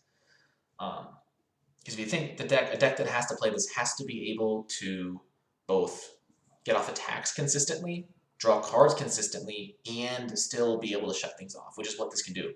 You trade until you set up your Garbodor, and then you just start swinging. And even if your Zoroark isn't the best attacker, you have Trash Land's Garbodor, which for just one Psychic Energy can use Trash Land. So you just count the number of items in your opponent's discard pile, multiply it by 2, and that's how much damage you're doing. So you're able to just do crazy one-shot with Garbodor, even if Zoroark doesn't get there. It's just, the deck can do so much with seemingly so little. But other Pokemon in the deck do include Ditto, because you play 3 Stage 1s. Ditto's an obvious inclusion. Lapras to grab a supporter, and 2 Uxie. Even with Zoroark, you're still able to play Uxie to just keep drawing more and more cards. It's so consistent, and it's so deadly. And like the consistency alone is really what makes Zoroark Denial and Zoroark Garbodor, which you'll see later, just top tier decks. So moving on to the supporter line, we have 3 Sycamore, 2 N, 2 Guzma, a Hex Maniac, a Pokemon Ranger, Mr. Briney's Compassion, and Pokemon Collector.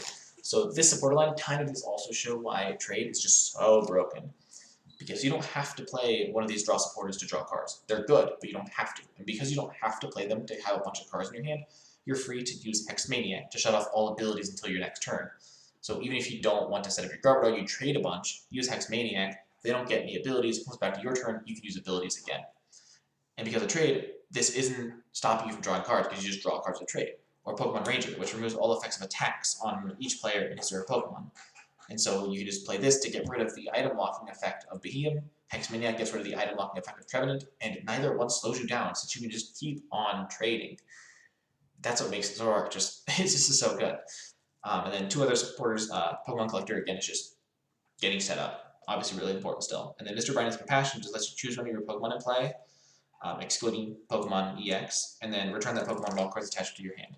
So this is actually a really cute way of say picking up a Muck when you want to use Uxie again, or picking up your Garbodor if you want your abilities, and then you just kind of re-evolve it. So Brightness Compassion is just a really, really cool tech card that Zoroark Denial has the freedom to play. So moving on, we have 3 Versus Seeker and 4 Puzzle at a Time. Pretty standard stuff. Nothing too shocking here. Zoroark always plays Puzzle at a Time when it's legal, so just lets you get more things. Going to Pokemon Search, 3 Ultra Ball, 1 Luxury Ball. Pretty common line I've played in some decks. Luxury Ball is just an auto-inclusion, it's just a free Pokemon Search, of course.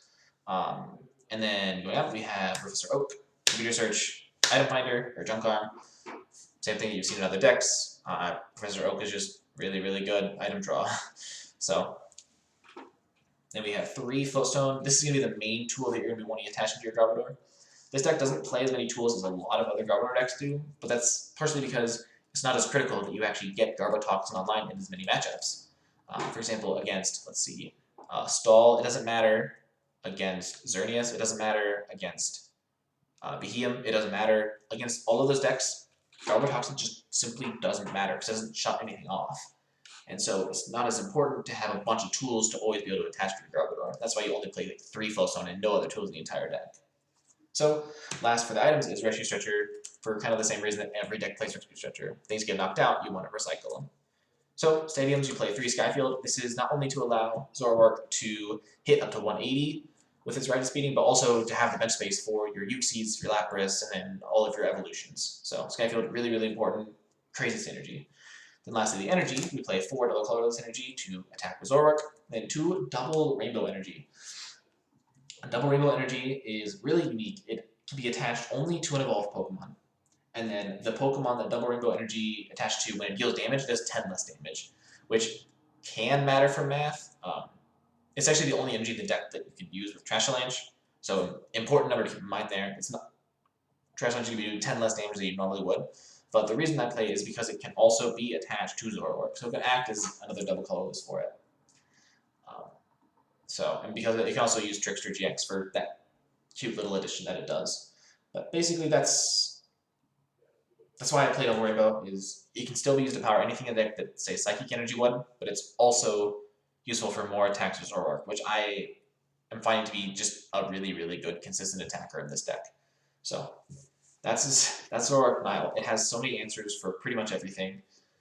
The only not auto loss, but bad matchup I would say this deck has is against the Wailord Stall deck. So otherwise, pretty much it has answers to deal with everything else in the format, which is what makes Zoroark insane. Not even this specific variant of Zoroark. Just all Zoroark decks are just crazy. So, and that's kind of interesting too, because if we're trying to think about how we want to balance something like Zoroark, that's really, really tough, because ability lock is good, but it's just not consistent. Like, you can play a Garbodor deck to shut off Zoroarks. The problem is that against quite a few other decks, it does literally nothing, because they use Pokemon powers instead. So because of that, Zoroark benefits from that, as less decks are trying to shut it off because it becomes less feasible to shut it off. So there's bit of a balance question there, because there's actually an argument that I was thinking of where there's an argument that we should combine all abilities and Pokemon powers to do the same thing. And so if something like this shut off all Pokemon powers, it would also shut off all abilities, and same thing with Garbodor. That would require, like, a lot of things would get banned, such as Muck would have to get banned because of that. But it could potentially create a healthier metagame, as decks can now afford to shut off something like Zoroark, so that it would theoretically become naturally less powerful as more things are able to stop it. So I don't know if that's, I mean, that takes a lot of commitment, and that's something I want you guys to kind of think about and kind of get back to me on what you think about that idea. But it was something that I think would be one of the possibly better ways to balance Zoroark, instead of saying banning cards like Puzzle of Time, which I don't think is going to stop the problem. It just gives Zoroark slightly less options in the late game, but doesn't change that through the rest of the game. It's just crazy good, and like there aren't any other cards that the Zoroark deck plays that other decks don't. I mean, even Puzzle of Time gets used in a lot of other decks. So I mean, really the problem is Zoroark. But I mean, if you just ban Zoroark, then you ban a lot of really cool ideas that can be created. And so I think the best way to balance Zoroark is to buff the things that can counter it. And the things that counter it are ability removal, and the only way to buff ability removal is to combine all forms of abilities, Pokebodies, into one category. So something that I've been thinking of recently, I want to know what you guys think, because this is your format just as much as it is mine. So it's something to think about, but it is a big kind of commitment. So I definitely want to hear what you guys think about that idea before we even consider looking at what would have to be banned because of it. So, but anyway, that was Zoroark Denial. One of the best decks in the format. And then moving on, we have what used to be the best deck in the format. I think you've probably picked up on what deck I think is the best one, as it's the only one I haven't shown off. But this is what I would consider to be the second best deck in the format, and what is pretty much the gold standard of the BDIF. So starting off, we have 4 Zorua and 4 Zoroark GX, as you would expect in every single Zoroark deck. Then we have 3 Trubbish and 2 Garbodor. So you'll see no Garbotoxin actually here, and the reason why is you just don't need it. Like, I mean, you don't, it doesn't shut off any Pokemon powers, which is the issue I mentioned earlier, so it's less powerful because of that, and 2, you can beat every single deck that plays abilities anyway. You can still beat Decidueye Vileplume because of trade, unless you draw cards. You can still beat Trevenant because you have weakness and for a really, really cool combo that you'll see later. But you also play just 1 Ditto because you play 2 stage 1s, just makes sense. Next up, this is what makes this Zoroark Garbodor deck really, really good, is this combo right here. Jirachi Prism, Rattata, Oranguru. So let me just explain this real quick if you're not familiar. Basically, Jirachi Prism, if you take it as a face-down prize card, you put it on your bench and take another prize card. So effectively, it's a way to just take an extra prize for a knockout. But you have to take it as a face-down prize card. So how do you get, how can you purposefully pick Jirachi, right? It's a face-down prize card. Well, the way you do that is with these 2. So Oranguru, let's assume Jirachi Prism starts in your hand. What Oranguru does is let you switch a card in your hand with the top card of your deck. So you'll switch the top card of your deck with Jirachi Prism. So now Jirachi Prism Star is the top card of your deck. This is important. And so then what Rattata lets you do is once during your turn, you switch one of your prizes with the top card of your deck. And so you take this top card of your deck, which is Jirachi because you put it there with Oranguru, you switch it with one of your prizes, so now you know you don't reshuffle your prizes, so you know which of your face-down prize cards is Jirachi. So now when you take a knockout on, say, a 1-prize Pokemon, say you knock out your opponent's Garbodor, you take 1 prize, because it's a 1-prizer, so you take your Jirachi Prism Star, you put it on your bench, and you take another prize. So effectively, you're taking 2 prizes off this Garbodor, not unlike what Arceus, Dialga, and Palkia Tag Team GX does in current standard format. It does it as this 3-card combo, and you can do it multiple times a turn, because you'll be ended up with this on your bench. So if you can choose a scoop up effect to put Jirachi Prism Star back in your hand, you just do it again with these 2. You put it to the top of your deck, switch your prize cards, take it, take an extra prize. Really, really, really crazy, and Zoroark is one of the only decks that can actually afford to play this combo. So, moving on to the rest of the Pokemon, we have a Lapras to search supporters, Exeggcute because it's Zoroark and it's just nice to have. and then 2 Uxies to just draw more cards. Because, spoiler alert, you play Skyfield, which gives you this bench space to do the combo, play Uxies, and still have Zoroark to play. So, a little bit of a spoiler alert there, but this is all with Skyfield in mind. So moving on to the supporter line, it, I believe, is almost exactly the same as the one in the Zoroark Denial line. It's just the one that has proven to been really consistent, and I see no reason to change it. So 3 Juniper, 2 N, 2 Guzma, a Hex Maniac, a Pokemon Ranger, and a Pokemon Collector. You'll see this doesn't play the Mr. Brightest Compassion to pick up a Pokemon. That's mostly because you just kind of hit hard and fast, take prizes really fast. Mr. Brightest Compassion just really isn't that useful. I mean, at the end of the day, you'll see why, but we have plenty of effects to pick up this Jirachi. It's just not worth playing the Brinies. So, we do play 3 versus Seeker to help us play more of those, of course. And then the 4 Puzzle Time that you see in every single Zoroark deck, and will always see in every single Zoroark deck. And then we play the kind of classic combo of Oak, Computer Search, Item Finder, nothing special there. We play 3 Ultra Ball and a Luxury Ball. Standard, you see it a lot of times anyway. And then now we have our Scoop Up effects. So we play 3 of the base set Scoop Up, and then 1 Scoop Up Cyclone as our ace spec. So the Scoop Up, old school Scoop Up says choose one of your Pokemon in play and return its basic Pokemon card to your hand. Discard everything attached to it. So the reason we play this instead of Scoop Up Net is that Scoop Up Net can't pick up GXs, so we don't have the ability to pick up Zoroark GX, which is actually really relevant against things like Trevenant, which is trying to spread damage to you, or against decks like Xerneas, which want to take 2 prizes off your Zoroark. So if you're actually able to pick up your Zoroarks, you can force them to not be able to take 2 prizes in one turn, while you can still take 2 prizes by attacking with Garbodor and doing the combo. So because of that, it's very much worth playing this instead of Scoop Up Net. So you play 3 of those, and then 1 Scoop Up Cyclone. Scoop Up Cyclone is just the best Scoop Up effect in the game, which is why it's an ace spec. Just pick up one of your Pokemon and everything attached to it. So this is the main way you'll want to pick up your Jirachis, and if they happen to be discarded early, you have your Item Finder to pick one up, or Puzzle of Time to pick them back. So it's pretty safe to assume you'll be able to scoop up your Jirachi Prism Star at any time you want. So the last item we play is 1 Rescue Stretcher, for the same reason that every deck plays Rescue Stretcher. So, and then finally we have 3 Skyfield, 4 Double Colorless, and 3 Psychic Energy. So Skyfield give you more bench space for everything that you need bench space for, Double Colorless for Zoroark, and then Psychic Energy for Garbodor. So you could play Double Rainbow here instead of Psychic. You definitely could.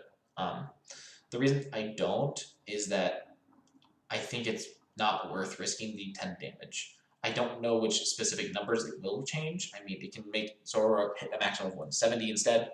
All can only hit 110 if you don't have Skyfield. These numbers aren't crazy relevant, but because it's so much more important to take knockouts with Zoroark, I think it's worth just playing Psychic. But if you play Double Rainbow, it's totally fine. You generally rather attack with Garbodor, so why play a Double Rainbow, which just reduces its attack damage? So you can play either one. I just play Psychic in this one. So this deck can pretty much beat everything. Again, with Trade being able to just draw out of any possible situation and enough resources to deal with any problem put in front of you. Zoroark has proven itself to be the best engine in the game, and I have found Garbodor to be the best supplement attacker for it. I can't think of a better attacker for the deck. There might be one out there. If there is, I just don't know about it. Like Golisopod GX, for example, is a stage 1 that hits for 1 energy as well, but it can only hit a maximum of 120 damage, whereas Garbodor can do crazy numbers. And it's a 1 prizer instead of a 2 prizer. As far as I know, there aren't any high damage Pokemon that attack for a Double Colorless. Otherwise, that would be ideal. But from everything that I've looked at, Garbodor seems to be the best attacker for it, which is why it's Zoro Guard, and you see Garbodor in the other deck as well. So Zoro Guard I would consider to be, easily the best attacking deck in the format. Basically, almost just the best deck in general. Garbodor is a great attacker, but again, Zoroark. So whatever you play, it's got to be able to compete in a format where Zoroark's running rampant. So just again, something to think about with changing all Pokemon powers and abilities to the same keyword, if that makes sense. So to lower the limit of Zoroark, it would still have the crazy draw effect, but it would be a little bit easier to shut off, and because of that, it might not be as powerful. Because as you saw, the combo is completely reliant on these abilities, Pokemon powers. Your early game draw with Uxie is also super good with it, and then again, Zoroark's just drawing cards all the time, so the best way to stop this deck is to shut off its abilities. But you can't really afford to shut off its abilities that well when it's drawing so many, or not when it's drawing cards. It's hard to shut off its ability and consistently do well when so many other decks don't care about it, so you're just wasting deck space in every other matchup. So Zoroark really takes advantage of that. So finally, the deck that I think is the best deck in format. I actually just built this deck, but because of something that you'll see later, it contains the card that I think might be the next banned card, which might be a bold claim, but if any of you are able to test and we test, you'll probably be able to see pretty quickly why I'm saying it might be the next banned card. This deck is, as you saw, Wailord v Stall, a deck that I didn't think was going to be super special. It's kind of insane. So Wailord V just has 280 HP on a basic. Nothing in the game can one-shot this except for Xerneas when it has a Kecleon and a Xerneas on the bench. So, but then if you attach to a card you'll see later, being the Cape of Toughness, it improves its HP by 50, so it's at 330 HP, which nothing can touch. So TLDR, this thing is probably never getting one shot, which already makes it really, really good. So, what exactly is in this Wailord Stall deck? Well, we got 4 Wailords, of course, because why the heck not? And then the only other Pokemon in the deck are 1 Shuckle and 1 Regigigas. So the Regigigas is just 180 HP. It's the biggest HP on a basic that's not a multiple prizer. So it's just a good way to kind of force your opponent on odd prizes. So they have to knock out basically 3 Wailords and this. So just worth it to play just one of. And then Shuckle is completely immune to attacks from your opponents with special energy attached. So as you saw with Zoroark Denial, it played only special energy, so they pretty much can't hit this thing, which is kind of insane. And even against Zoroark Garbodor, which plays the basic Psychic Energy, which is, again, another reason to play basic energy, same reason why Trevenant plays it. Some decks just can't swing over this, and even if they can, the knockout doesn't really matter, because they go to odd prizes, they still have to knock out 3 Wailords to win the game. So it's just a way to slow your opponent down. And it's a basic, it's just a really, really good card. I just found it recently, and I saw it, and I knew it had to go in the Wailord list. So that's the 6 Pokemon of the deck. So moving on to supporters, which make up a big bulk of this deck, we see 4 Steven's Resolve, which I explained earlier. Search your deck for 3 cards, your turn ends, who cares? You're never attacking with this deck, so you just search your deck for 3 cards. For Scott, which is insane, because it lets you search your deck for up to 3 cards in any combination of supporter and stadiums. And as you'll see when I talk about Holland Circle, the stadiums in this deck are critical to your strategy. And having these 4 cards, this 4 cards to just search out, and because it doesn't end your turn, you can search out for supporters for next turn, and your Holland Circle to play immediately, which again, I'll explain later, but Holland Circle, insane card. This is the card I think has a very strong argument to be banned. So, and then we have 3 Lusamine, which lets you put 2 in any combination of supporter and stadium cards from your discard pile to your hand. So this also plays into that crazy stadium synergy, where, so say you have Lusamine and your stadium card in the discard pile, right? You play Lusamine to put Lusamine and the stadium back in your hand, because there's 2 in any combination of supporters and stadiums. So you have these in your hand, okay? You play your stadium card, whatever, and then it gets bumped, because just the way this card works, you'll see. So the next turn, you play that Lusamine you just picked up, and pick up these 2, and you just keep doing the same thing. So every single turn, you can guarantee the stadium's in play. And this is the stadium that can basically stop your opponent from attacking just by itself. So Lusamine to recover your stadiums, Scott to initially search them out. It's crazy combo. Crazy, crazy, crazy combo. So moving on, we have 4 Mr. Briney's Compassion, which is that card that lets you pick up one of your Pokemon and all cards attached to it as a supporter. So if they hit your Wailord, you just pick it up and you keep going. So great heal card. 2 Rocket's Handiwork. Flip 2 coins. For each heads, discard 2 cards on the top of your opponent's deck. This is your, remember, this is your late game card. Like once you've kind of set up and your opponent's not killing you, you can, you know, Team Rocket's handiwork whenever you have a downturn, just mill some resources out of their deck that they might be saving up. So, and then we have some ways to discard energy, being Plumeria and Team Flare Grunt. Plumeria is just discard 2 cards from your hand, discard any energy, or discard 2 cards from your hand, discard an energy from one of your opponent's Pokemon. It's basically like energy removal, but you have to discard 2 cards from your hand to play it. The reason we play it instead of energy removal is because it's not blocked by item block. And you can recover it with Lusamine, you can search it out with Scott, it's just way more consistent getting it. Team Flare Grunt is just discard energy from your opponent's active Pokemon. So the difference being Plumeria can hit a benched energy, Flare Grunt is better because you don't have to discard, but you can only hit the active energy. So then moving on with Gusting, we have Lysandre and Guzma. The reason we play both is because Guzma, you actually can't play Guzma if you don't have any benched Pokemon. So sometimes you'll want to bring something up, but you don't have a benched Pokemon, so you have Lysandre. But again, at the same token, sometimes you want to switch with Guzma. So I think playing both is just correct. Again, you can search out the specific one you want with Scott, recover the specific one you want with Lusamine. It just makes sense to play one of each. So then we play a Hue. Hue is really cool, where each player draws or discards cards until he or she has 5 cards in their hand. So if they're stockpiling a big hand of like 20 cards, you play Hue, they have to discard down to 5. So you do too as well, but it's not that big of a deal since you can recover your supporters with Lusamine. So Hexmaniac is good to stop your opponent from doing different things with abilities. I mean, there's nothing super specific that comes to mind. Being able to stop item lock against Trevenant's kind of cool and has its uses. Stopping Zora from drawing for a turn has its uses.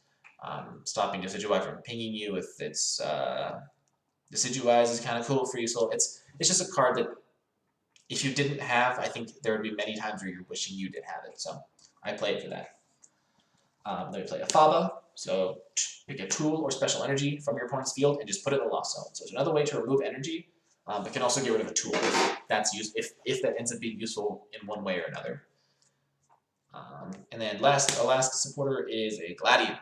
So Gladian is kind of the same reason that you play it in all the other decks that don't attack, is you don't take your prizes, so if there's something in there that you want, you can play Gladian and grab it. So, moving on to the items.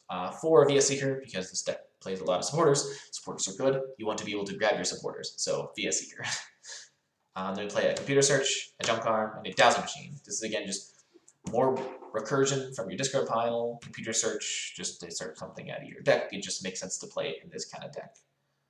No Professor Oak, because discarding your whole hand is a lot of resources, and you do have to be careful not to deck yourself out as well, because the win condition of a stall deck is, of course, to deck out your opponent.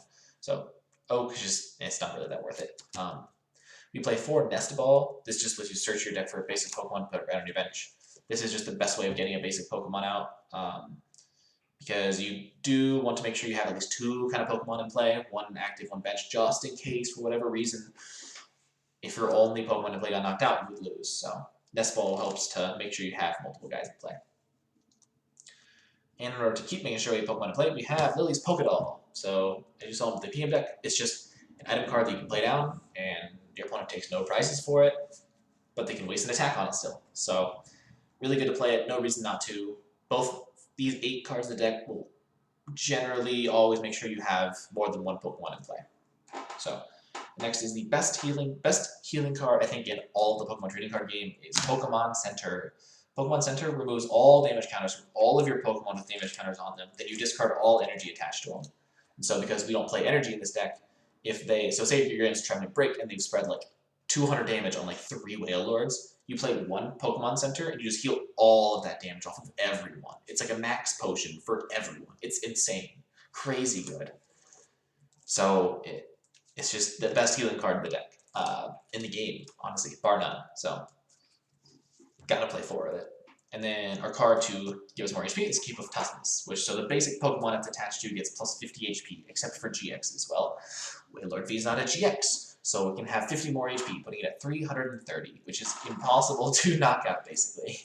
So Keep of Toughness is super good. So lastly, our last item is Palpatine. So just shuffle 2 supporter cards from our discard pile into our deck. It's sort of like a 5th versus Seeker, but not really. It's just a good way to get supporters back if you need to. So then lastly, we have 7 stadiums, which is a lot of stadiums, but trust me, you want them. So first we have 3 Tropical Beach. Just lets you refill your hand to 7, then your turn ends. So early game, it's really good to just keep drawing cards until you're getting all of your combo pieces together. Combo piece being pretty much just Lysandre and Holland Circle. But it's really good to draw early game. It's a supporter card you want. It's probably the first one you'll grab is Scott. Like Scott turn 1 is really good. Grab Tropical Beach and then use it to draw your 4 cards. So, and lastly, the best card in the deck, and probably the most busted card that's not banned, is Holland Circle. Holland Circle is a stadium card that reads, prevent all effects of an attack, including damage, done by either player's active Pokemon.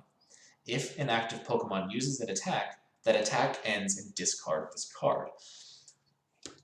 And so the way this works is, of course, if it's in play, and your opponent's active Pokemon attacks, so you say you're against a Zoroark deck, you play Holland Circle on their turn. If they use Raya's Beating, the attack just ends. It does nothing. No damage, no effects, no nothing. And then you discard Holland Circle.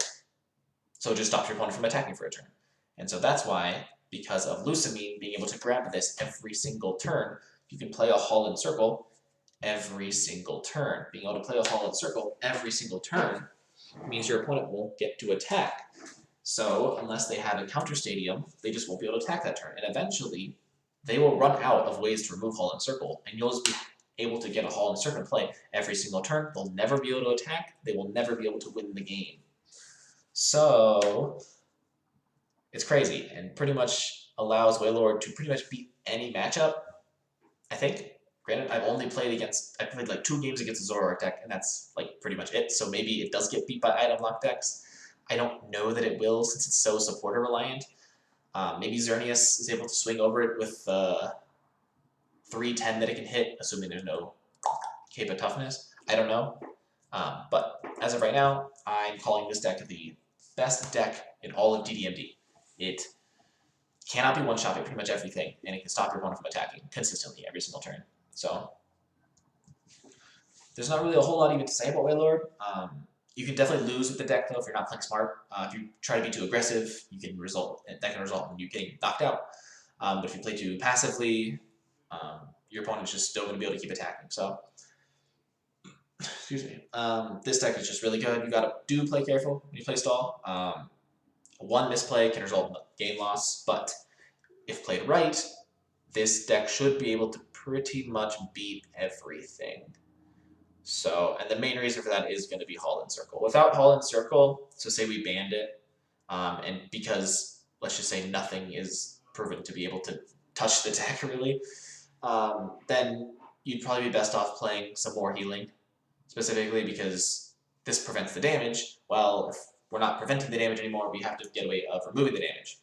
So maybe we play Max Potions or a supporter card called Acerola, which lets you, or Acerola, which is just like Mr. Briny, but it requires damage beyond them in the first place. So probably just more healing gets played if this gets banned, which I don't know how that will change the deck.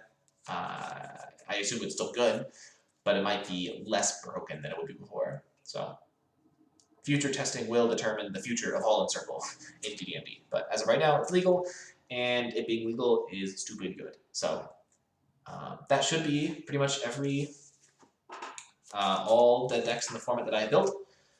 The only one I didn't go over is the Kabutops Vileplume, and the reason for that is I have a deck list for it, but I haven't built it completely. I have a Kabutops Vileplume deck built, but I made a big error when making it, in the sense that the only basic in the deck is Oddish, and Oddish is a terrible Pokemon to start because you don't want Vileplume in the active. You just can't really retreat this bad boy because you want Kabutops to be active. Because Kabutops, when active, shuts off supporters, but only when it's active. So otherwise, you're pretty much just like setting up a Vileplume, waiting for it to get knocked out, then you have to promote your Kabutops and then set up another Vileplume. So the deck has changed. It has different basics, different ways to actually get set up, but I haven't printed the proxies out, so this is still the old bad version. So I haven't gone over that. I'll maybe make a video on it in the future, maybe like one of those testing videos going over Kabutops Vileplume when it gets built. Kabutops Vileplume, I think, could be just like Wailord, where it comes in and just is surprisingly way good. So because it would shut off items and supporters consistently. So could end up being stupid busted good.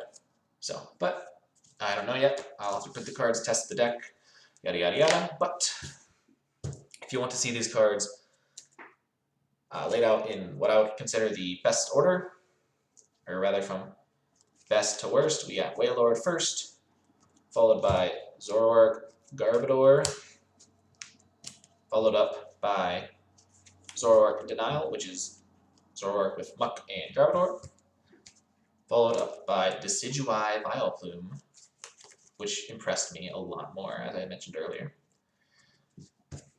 And then your last Pokemon in the, or last deck in the top 5 is going to be the Trevenant, Break, and Espeon. Probably the most consistent, I wouldn't say the most consistent item lock, but the most aggressive item lock. One that adds the most pressure, I would say, consistently. And then your 6th place deck, the best deck in the bottom 5, would be the Xerneas and Kecleon.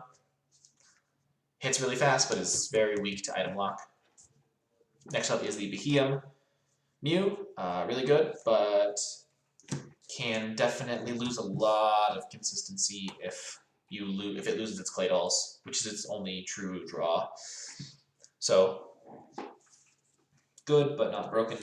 Zoroark Control is here at 8th, but again, just ban list is 100% determined on Control's viability. Trying to ban things around Control, like trying to balance Control on its own is just not really the play. I think Control is just going to kind of be its own thing, and we should plan around a fun format that doesn't explicitly try to force Control into being good. Then lastly is Shocklock. Probably not actually the worst deck in the format. Just my fault as to probably potentially a bad list, bad playing by me. Not sure. Just the way I build my decks just kind of naturally gives it an out against Shocklock, so Shocklock doesn't really beat a whole lot. But I do have these kind of cool, not really cool, they're just writing on an energy card. But in case you're curious about what each deck kind of beats, Wailord, I have win, loss, and question mark being I either don't know or like 50-50. So like Wailord is, so one of the question marks for every single deck is Kabuto's Vileplume, because I just don't know yet. But I would say I didn't know if this deck would beat Xerneas, I just don't know yet. And I don't know what it'll do against Control. Control versus Stall is a weird matchup, and I just don't know how they generally turn out, so I'll have to test it as much as I don't know how much of a fun game that'll be to play. But next up with Zoroark, its only loss that I think only true bad matchup is against Wailord Stall. Otherwise, I don't know how it matches up against the Zoroark Denial. I just don't know how these decks match up. This deck will shut off some of Zoroark stuff, but Zoroark can take more prizes, so I just don't know who wins which one. It's the exact same thing with Zoroark Denial. Just don't know how it matches up with Zoroark, but it will lose to Wailord. Decidueye Vileplume, I have it losing to the 2 Zoroark variants and Wailord, but there's a chance that it does actually be able to beat these decks, but until I test it, I'm hedging my bets on Zoroark because of just how good trade is. And then I don't know how it matches up against Trevenant. They're both kind of spread and then devolve, so I don't really know who does it better. They are actually very, very similar, where they both item lock, they both spread damage, and they both want to devolve. So I don't know how that matchup goes. But otherwise, I have it losing to beating Mew Beheeyem, beating Shocklock, beating Xerneas, beating Control. So beating the 4 decks underneath.